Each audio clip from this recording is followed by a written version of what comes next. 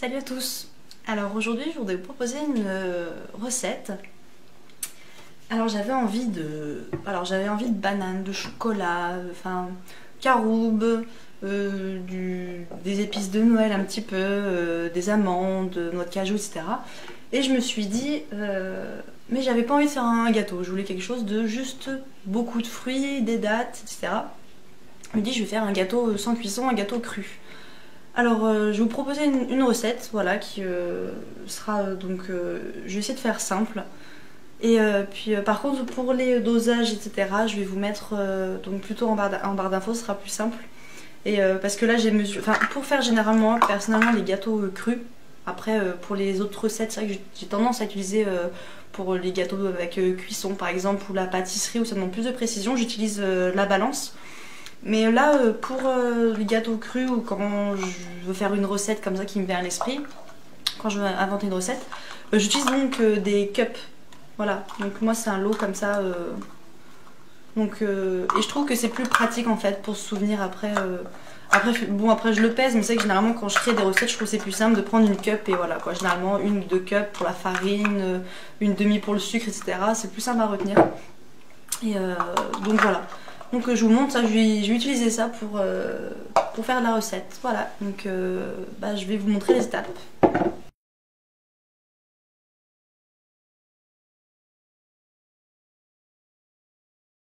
Alors pour commencer, je prends mon blender. Donc voilà, donc chez nous on a l'Omniblend. Donc voilà, pour n'importe quel blender, il faut quand même qu'il soit assez puissant. Avec une fonction pulse, c'est quand même plus pratique je trouve pour... Là on va faire la base donc avec la croûte. Et pour briser donc les oléagineux, etc., c'est quand même bien plus simple. Donc je vous montre, alors je vais d'abord mettre, j'ai mis une cup, donc une cup, je vais vous montrer ce que c'est. Donc c'est le plus gros, voilà, une cup. Donc ça fait 250 ml en fait, voilà. Donc là c'est des amandes et puis il me restait 2-3 noix, voilà, que j'ai en fait incorporé dedans. Donc je vais mettre une cup, voilà. Et j'ai fait tremper quelques dattes, voilà, je vous montre, dans de l'eau en fait. 15 minutes environ hein, à peu près. Et donc je vais filtrer, je vais quand même garder l'eau au cas où, si après dans ma préparation j'ai besoin d'un peu d'eau, ça sera toujours mieux de garder cette eau là. Et donc j'ai fait tremper les dattes pour qu'elles ramollissent, ce soit plus simple.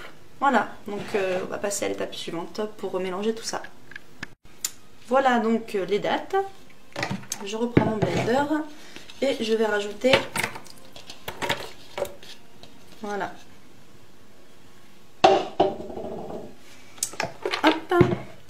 Et je vais mettre, j'avais envie un petit peu, je vais mettre une pincée, donc c'est un mélange à pain d'épices. Voilà, c'est pour faire une petite touche de Noël, donc moi c'est toujours un peu au pif. Hein. Vous en mettez comme vous aimez. Voilà, moi je pense que ça suffira. J'ai dû mettre une toute petite cuillère à café, pour vous donner une indication à peu près. Voilà, donc je vais vous mixer ça, mais juste pour que ça fasse une pâte en fait collante, c'est tout. Voilà, je reviens après. Alors je vous montre avec quelques petits coups de blender. Alors je vais rajouter une demi-cup, donc une demi, donc la moitié. Je vais rajouter des raisins secs un petit peu. Ça apporte un petit peu d'acidité. Hop. Et je repasse encore au blender. Voilà. Sans trop mélanger bien sûr. Alors voilà ce qu'on obtient. Je vous montre comme ça. Et vous le mettez au fond d'un moule. Donc moi j'ai pris celui-ci. C'est mieux avec un fond, voilà, un fond amovible parce que après, comme on ne peut pas le renverser, ce sera plus simple pour après pour pouvoir découper des parts et démouler en fait. Voilà. Donc on va verser la croûte maintenant. Alors, oups. Alors je verse la préparation au fond de mon moule.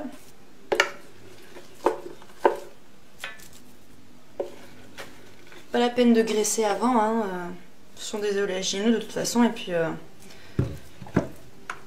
si quand vous découpez, enfin moi je sais que j'aime bien le mettre juste un tout petit peu au congèle, juste pour que ça soit bien, que ça durcisse un tout petit peu, pas que ça soit complètement congelé mais que ça durcisse un petit peu.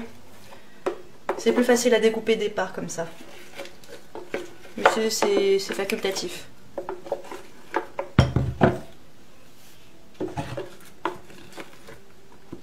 Donc, je vais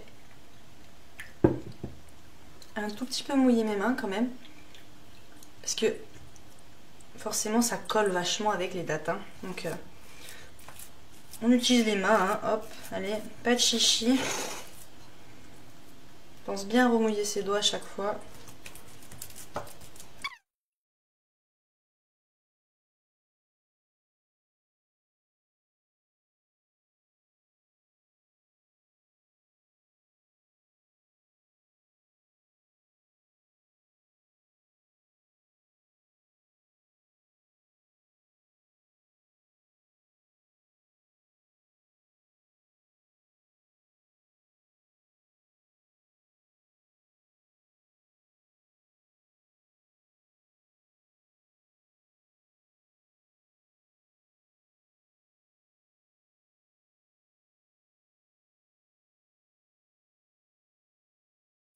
Alors, donc on a mis le moule au frais en attendant pour que ça durcisse un petit peu.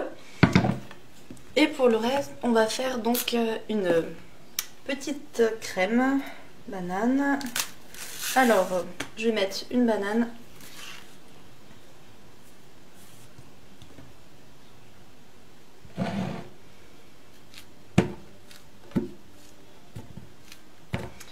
Même en mettre deux pour faire une crème assez épaisse. Alors j'ai mis donc j'ai mis un quart de cup de noix de cajou, donc environ c'est 60 ml. Je les ai pas fait tremper en fait avant, j'ai pas pensé, donc bon je vais les mettre comme ça, de toute façon elles vont se mixer avec le blender. Et on va mixer le tout. Alors attendez, hop, juste avant. Donc on va mixer le tout.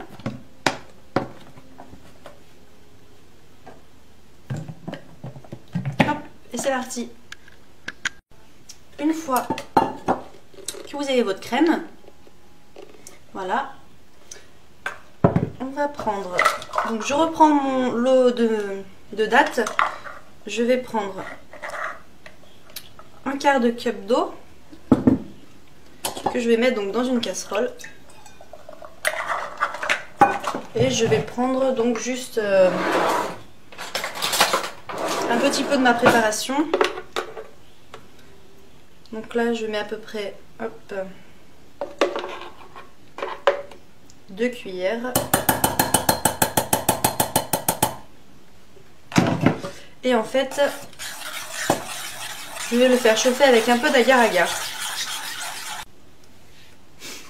Donc là, je vais mettre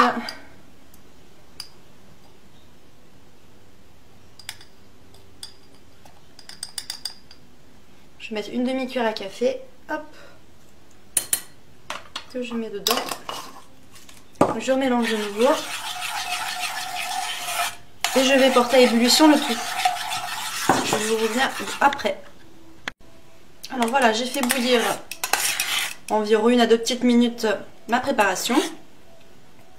Et je vais donc la remettre dans mon blender. Donc ça permet à l'agar de s'activer. Et la crème va pouvoir se solidifier en refroidissant.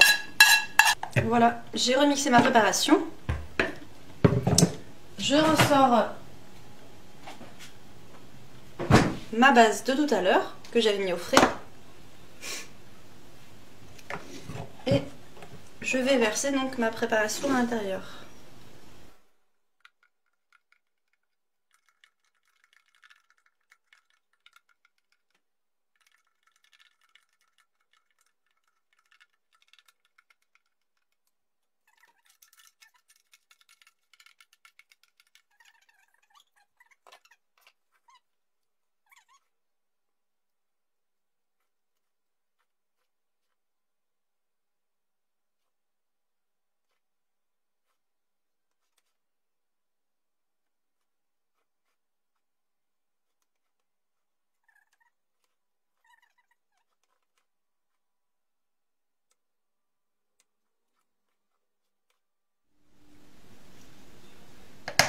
Et voilà. Donc, vous remettez la préparation au frais et ensuite on passera à la suite.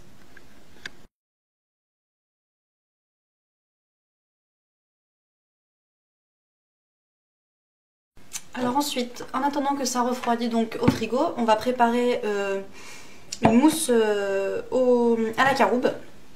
Alors pour ça, donc finalement j'ai décidé de changer de recette, je vais intégrer quand même du tofu soyeux dedans. Parce que j'avais pas envie de mettre pas d'huile de coco ni rien en fait. Ou peut-être pour la fin, mais voilà. Avec le tofu soyeux, je trouve que ça rend plus léger quand même. Donc, je vais enlever l'eau.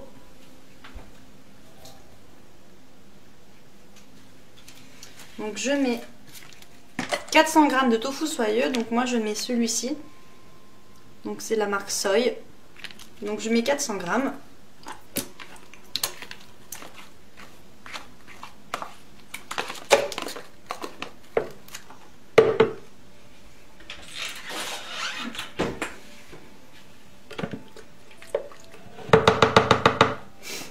Ensuite,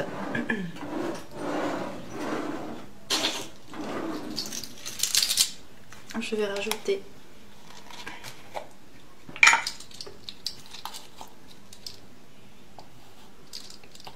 donc la caroube.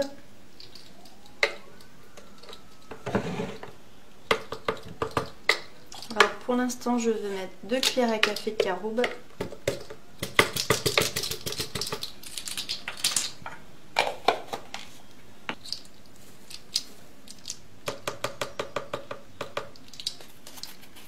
Je vais mettre 2 cuillères à café et je vais mixer le tout. Alors cette fois-ci, donc j'ai mis un tout petit peu donc dans le format de casserole de lait de noisette, vraiment juste pour avoir en fait un petit peu de liquide. Et là, pareil que précédemment, je vais prendre un petit peu de ma préparation. En fait, je suis pas obligée sinon, hein, je peux tout simplement mélanger avec le lait de noisette et je vais mettre une cuillère à café d'agar-agar. Voilà. Je mélange le tout.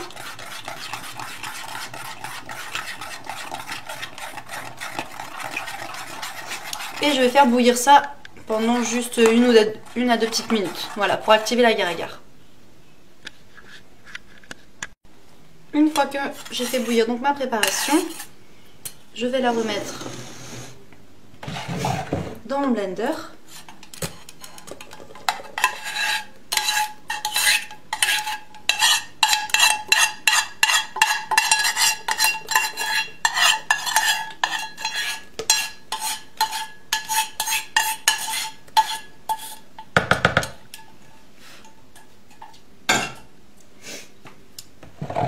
Et je vais remixer un petit coup pour remélanger.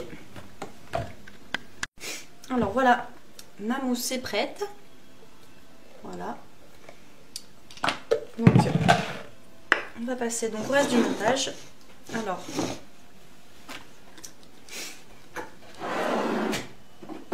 je prends mes bananes.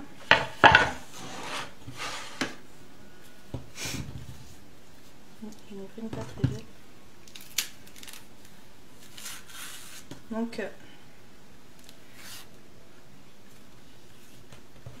Donc je vais les couper en rondelles.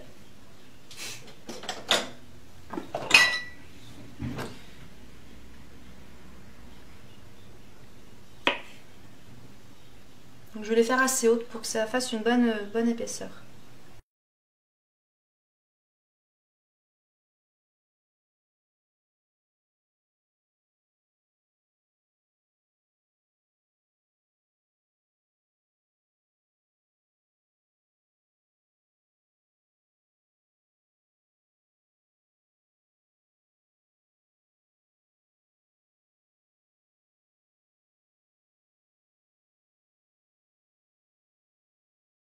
Donc voilà, on en est à là. Alors on va donc verser la mousse au chocolat, mais avant ça, je vais saupoudrer d'un petit peu de noix de coco râpée.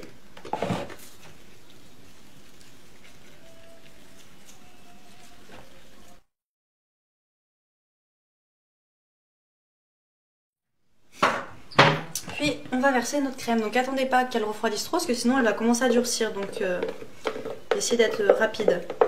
Sinon il faut la remélanger un petit peu avant. Donc, on verse notre mousse. Donc on lisse bien la surface.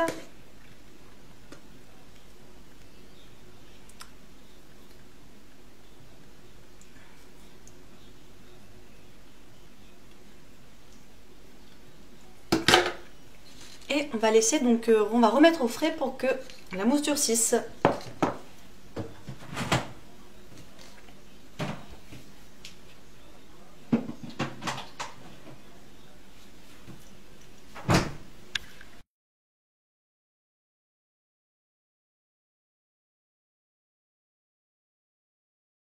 Alors pour le glaçage, je vais utiliser donc de l'huile de coco. Je vais mettre 2 cuillères à soupe d'huile de coco.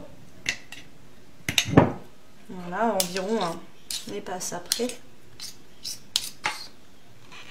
Je vais mettre du sirop d'agave.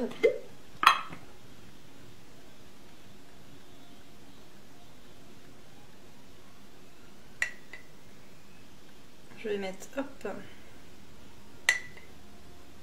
3 cuillères à soupe de sirop d'agave. Et ensuite, je mets du cacao non sucré. Voilà, je vais prendre celui-ci. Donc je vais, ce que je préfère en fait pour faire un contraste. Et je vais mettre une petite cuillère à soupe de cacao.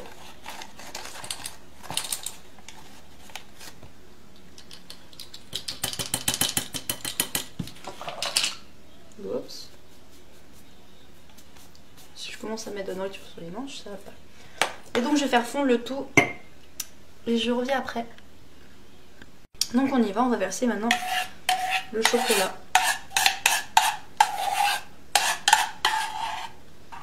Donc voilà, donc je vous montre de plus près, voilà.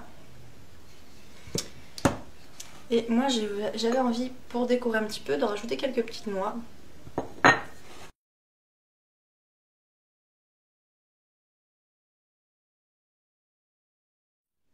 Et puis vous le mettez au frais jusqu'à dégustation. Voilà. Alors voilà, donc là c'était fini. Je vais vous montrer le résultat final quand il sera prêt. Parce que là pour l'instant le chocolat est encore fondu. Donc si j'enlève le cercle, j'ai peur que ça s'écroule un petit peu. Donc je pense que je vais refilmer au moment de la dégustation. Et puis on verra avec mes parents ce qu'ils en penseront, hein. Parce que je vous le cache pas, en fin de compte, c'était une recette que j'ai inventée au fur et à mesure que je filmais, donc voilà. Je vais la noter pour pas oublier. Et j'espère que ça marchera. Et puis justement, on verra au moment de la dégustation. Et voilà. Et je vous dis à tout de suite pour la dégustation avec papa et maman pour voir s'ils aiment bien ou pas. Mystère.